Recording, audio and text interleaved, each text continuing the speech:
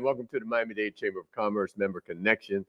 I am your host, Eric Knowles. But before we get started, a word from one of our supporters. Miami-Dade College has career paths in anything you want to be. What's your story? Be global. Be cutting edge. Be inventive. Be investigative. Be a hero. What do you want to be? Be the best. Be you. Be MDC. And welcome back to the Miami-Dade Chamber of Commerce Member Connection.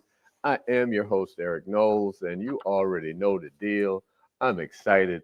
I'm excited about promoting small businesses, promoting Black business, minority business, women-owned businesses. And today, I have the pleasure, the honor of having Miss Nadege Vilsaint. How are you? I'm good, and yourself? I'm great. So, was reading your biography and all the amazing things you do. But before we get into that, tell folks a little bit about yourself. Okay. Well, my name is Nadege Vilsaint. Background is social work. Okay. I went to Barry University, have my degree in social work. My passion has always been to help people. And my organization was birthed out of passion. Okay. And my mom always taught me helping people is what makes life better. True. Because it's not about the tangible things that you receive, but it's a feeling that you walk away with. Right. And right. I held on that, and I wanted to make sure I'm making a big impact in my community. Okay. Well, from what I see, you've been in business, 17 years? 17 years. So that's making an impact itself. I mean, businesses, they say they fail in the first 1 or 2 years, and here you are 17 going on 18. You're a teenager. Yeah, my teenager is growing up. Yeah, growing up. And how has that been? How has, that beginning 17 years ago, here you are now, how has that journey been? It wasn't always easy, Right. It never is easy. No. If it was easy, everybody'd be doing it. That's true. I would say it was mostly a call by God, because I'm a woman of God and I prayed about it and I wanted to execute the right way. So I didn't just write a business plan and open a business and just completely left work. No, I worked about 10 years while preparing prosperity and running it. I used to work at Jackson. I would get off at 7 in the morning, go home, sleep to 10 o'clock and wake up and go back to the office and stay there to 6 p.m. and then go back to Jackson at night to work. So I always knew what I wanted to do, but it was very hard. But my passion was always children. I love working with kids. I love working with family. I always believe as a social worker, resource is everything. And I'm very solution-focused driven. Okay. And I feel like being a social worker, we're like the missing link to some people's life. And I was just that. So I ran my after-school program myself for the first 3 years prior to even receiving a grant. As nonprofit, bank's not going to give you money. No, like banks that. aren't giving you any money. So it was always more passion. And I think it was just God testing me to see if this is something I really wanted. Right. So the first 3 years, I ran the after-school program myself from work schedules. And eventually, I was able to apply for a very small grant. And then I was able to get some interns to work with me. But that didn't stop there. I continued to go on. I continued to connect. And one of the biggest providers, I would say, it's very supportive to small businesses, the Children's Trust. Yes. The Children's Trust is a blessing Right. to every business owner in Miami-Dade County. I was able to participate in their small business cohort. I was one of the first organizations that was selected to participate in that cohort. And that cohort taught me everything, because remember, my background is social work. Right. It's not business. Right. So I'm coming in with just passion. Right. With just passion and no really directions about what is a business owner supposed to do. Right. And attending that cohort, they provided me with a coach. Throughout the 2 years, I had a coach for fundraising, a coach for business, leadership, everything. And that's what led me to understand, okay, this is what I really wanted to do. This is what business is about. Yes. So after that. Like you said, you have the passion for doing the social work. You've been working in Jackson, building your experience. Yes. And now here we are 18 years, almost 18 years later. Prosperity Social and Community Development Group, 2011. Yes. And where did you come up with the name Prosperity Social and Community Development Group? So the name came up with my mom. Okay. My mom was diagnosed with cancer. Okay. And she was at the last stages. And while we were in the hospital, I was spending the night with her after chemo. And she's like, she was just telling me, well, what's the name do you want? And I said, I want every family to prosper. She said, okay, write that down. And I said, and I want them to understand, while you prosper, you have to be social. You have to know people, because people connects you to people. Right. In the Bible, they tell you find a destiny helper. Okay. Someone that will come around and just open a door for you. Right. So we wrote that down, and I said, I'm very big on community, Mom. I want the community to understand you cannot carry everything by yourself. You need your community. And she said, write it down. So I wrote everything down. I said, you think it's too long? She said, no, your goal is to everyone that comes into your office to prosper, prosperity, social, and their community. Oh, that's a beautiful. That's how the name came. No, that's awesome. Hey, God bless Mom for pushing you in that direction. Love the name. So it says, through your leadership, the agency has provided meaningful opportunities that revitalize social and economic development in underserved communities throughout Miami-Dade and Broward. Yes. And your vision is to strengthen the community by providing holistic guidance, advocacy, and support for youth and families, women, teen girls, homeless youth involved in the system. And one of your favorite scriptures is 1 Corinthians 13. It describes the importance of love, and CDG is based on just that. Yes. Homeless youth. Yes. Do you find yourself dealing with Oh, yes. Actually, talk about that's that a lot. actually my passion. Really? That's one of my babies that I really picked up after we started working with the reentry program. A lot of the young boys, when they get out of jail, their family doesn't want them back. I mean, because it depends on what they were charged with. Right. So a lot of families are dealing with the mistrust, with the disconnect. So a lot of times they're homeless. And when they're homeless, we in our agency, we find partners. We find RVs. We find people that's willing to rent a room. So we're always looking for housing. Right. Homeless youth has been the highest for the last 2 years now. Really? Wow. And that's the first time I'm hearing that. Yes. And Children Trust assists us with providing stabilization funds, Mhm. where we're able to pay for the security deposit, and then we get them jobs. So we've placed, I want to say, about 60 of them for the last 2 years in housing and jobs to be able to continue to pay for their rent, as low as $1,000. Right. But just to have someone open the door to say, yes, we'll take you in. Right. And we pay for the security deposit for them, but they have a roof over their head. Right. So that's what we've been doing with the help of Children's Trust. Oh, that is amazing. We need to let the community know more about that, because it's the first time I'm hearing about it. You obviously went to Barry University. Yes. You got your master's degree. Yes. And again, here we are, we're talking about the chamber. I always say, a lot of people, they're great at what they do. But as you said, the Children's Trust and you going through their cohort help you understand what business is about. Yes. And so we're going to take a break in a minute, but we're going to come back. I want to talk about that and your involvement, why you got engaged with the chamber, what it meant to you. So we'll be right back. We'll see you on the other side. Learn and earn today at Miami-Dade College. College graduates earn 56% more than high school graduates and $1 million more in lifetime earnings. A degree from MDC is your path to greater earning power and career success.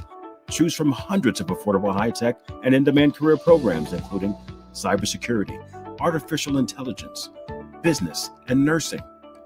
Learn and earn today at MDC and fast-track your career. Enroll now at mdc.edu/purpose. Welcome back to the Miami-Dade Chamber Member Connection. I'm here with Miss Nadege Vilsaint and the Prosperity Social and Community Development Group. Been in business for almost 18 years. I'm going to say 18 years. And, you heard a story before we took the break.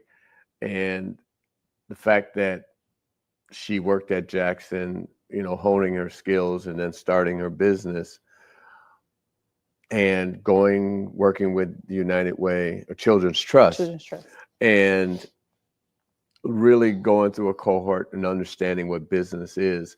And one of the things that I always say, you have to have the back of your house together.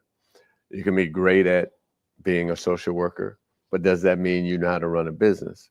So talk about that part a little bit. And then obviously you become a member of the chamber, and why was that important? Well, the cohort was very important to me. One of the things that stood out for me with the cohort is when my coach would say, if your foundation is solid, you can conquer anything. And with the background of social work, when someone walks into my office, I automatically know I have to complete an assessment on you. I have to do a need assessment. I have to understand. But business, you need people for you to expand. You need to understand partnership. You need to understand about having a CFO, finance. With me, everybody in my office said, Ms. Nadege, you care about everybody. You give everybody your money, because all I want to do is I just want to change lives. Right. But my CFO is like, no, it has to run through me. So I had to understand the importance of having all these key individuals as part of my team. Social media, I know nothing about social media, but my social media individual person that works with us, Ms. Nadege, you got to wear this color this day. I want to shoot it. So it takes a partnership. And I learned that through the cohort, because through the cohort, I was just wondering, I'm the executive director. Now what? And they said, no, this is what you do. Having that coach taught me how to speak to my CFO, how to understand QuickBooks. I didn't even know about QuickBooks. How to understand QuickBooks. The 2 years that I did with the Children's Trust cohort, I was able to map up anything now, any business now that I know of, because that really helped me a lot. And that's what's made me. So now in that cohort, I understand the partnership with Chamber, because I have an axe. I have an internship program that I do every summer for about 20 young boys that are, reentry. They have backgrounds, but we look for organizations that's willing to mentor kids. So every summer we look for 20 organizations that's willing to allow a kid to work all summer with no cost to them. We pay for it, because with the partnership with Miami Dolphins, we're able to pay the whole summer for a kid to learn. So that's why I need to get in a partnership with you, because you have organizations and you know people that would want to be part of this project with us this summer. So that's the importance of community and relationships. Absolutely. It's about relationships. It's about, as I said, we at the chamber, we don't do everything. We connect the dots. We have organizations that we work with that help businesses matriculate or move forward. We were talking before we came on, and I was asking you how many employees you have. 35. 35 employees. You're paying for 35 houses, either rent or somebody's buying a house. You're paying families. You're paying for 35 automobiles because somebody's driving. People don't think about that when you are in business. You imagine just if you just calculated 10 houses at 300,000, that's $3 million. That you are, because you are in business. And we really don't talk about that when it comes to a business. And when I say, when you help a business grow, you help communities grow. So 35, that's really strong. And I would say about 7 of them have been working with me for the last 5 years. Wow. Because the passion, they accepted and they saw the passion through what we were doing. There were times, some people in the beginning that, let me volunteer until you could pay me. That stood with me. Well, that speaks volumes of who you are as a person and what you have built. And, even though, again, you've been in business for 18 years, and like I said, it hasn't always been an easy road. No, absolutely. So talk about the challenges a little bit. I think the biggest challenge for me was when I was trying to get a line of credit. Nonprofit. Every bank I went to would say, oh, no, I know you have, grants that are promised to you, but it's reimbursable. And I would say, but I have the money. No, it took this lady that worked at Popular Bank was my first line of credit. Relationships. You got to build Yes, I sat on the board at the North Miami Library. So while I was on the board, we had a board meeting, and I was a little stressed that day. You don't never know when you're really stressed. Right. So she said, "You look a little stressed. You're not as happy as you usually be." I'm like, "Yes, I need a line of credit. It's important to me." She's like, "Why they're not giving you?" And I explained to her I'm nonprofit. I show them the, award letters. They don't want it. She's like, "Meet me at my bank at 12 o'clock and we'll see what we can do." Right. After that, I went with her to the bank. She reviewed it. She's like, "Of course, we can give you this. I'm going to work with you." That's why I'm trying to make the banks understand. Nonprofit doesn't mean you guys don't make money. Right. I said, "Exactly. Look at this. Look at that." Right. She said, "I'll get it." That's when I had my first line of credit. And Wow. it took, I want to say 7-10 years, maybe, But once that opened for me, it was able to alleviate so many different stresses because most grant are reimbursable, right? Grants, and when that that door opened for me, I was able to also get another bank that, well, okay, so since you got this line of credit, we could promise you this credit card line of credit. I'm like, okay, the doors are opening, but it took patience, prayer, and never giving up because I always said this is bigger than me. And again, like you said, it's a relationship. You're on the board of what do you say? It's North Miami Library. Mm-hmm. And people in business don't realize that you have to step out of your door, can't sit behind that desk or whatever it is. You got to get out in the community and engage with the community because then you're building relationships. Yeah. And I would say being a part of the chamber helps you to do that because obviously we have a lot of networking events, but we have workshops. We have a number of in which we provide technical assistance to small businesses as well. So knowing your business is one thing, but knowing people is another. And it's not always who you know, it's who knows you. Yes. And what they see. Yes. What they see. Your work speaks volume of your character. And I usually go into the meeting, "Hello, good morning." And I'm the loudest person in there. I want to make changes. I want to create events for families and everything. But that particular day, I was just so quiet. Right. And after the meeting, she said, "You're a little stressed. What's wrong?" Right. So relationship is important because you never know who's watching. Absolutely. So if someone wants to get in touch with you, if there's a business out there watching that may have an interest in hiring one of those young men for the summer, how can they get in touch with you? I will send you the flyer. We have a business networking event May 21st. Okay. For business owners that would want to participate for the summer in the internship program. But they can get in touch with me at the office at 786-773-1345. You know when you never answer the phone. Yeah. So the office directly is 786-773-1345. You can call and just simply say you would like to be a business owner that would like to participate for the summer program and have a young intern throughout the whole summer. No cost to you. We pay for everything. The simply thing we're asking is to give us to give that child an opportunity to have some work experience that they can add to their resume. And who's to know, you might fall in love with that child and keep that child. Right. And then do you have a website? Yes, it's www.pscdg.org. Yeah, when you get into it, it's like, oh my, what's my website? Yeah. So if you want to know more about the chamber and how to get engaged and learn more about our members, call us at 305-751-8648. And our website is m-dcc.org. This has been the Miami-Dade Chamber Member Connection. Miss Vilsaint. Yes. Thank you so much. It's been a great conversation. Thank you for having me. It was an honor to be here. Absolutely. Thank you. Thank you. See you.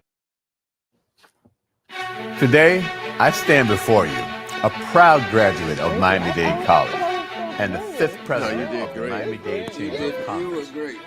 I'm honored to return to the college that prepared me to become a leader in our community, providing an education second to none.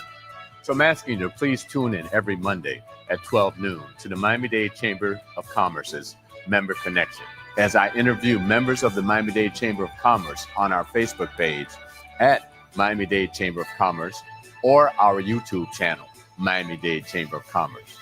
To learn more about the Chamber, please go to m-dcc.org or call the Chamber at 305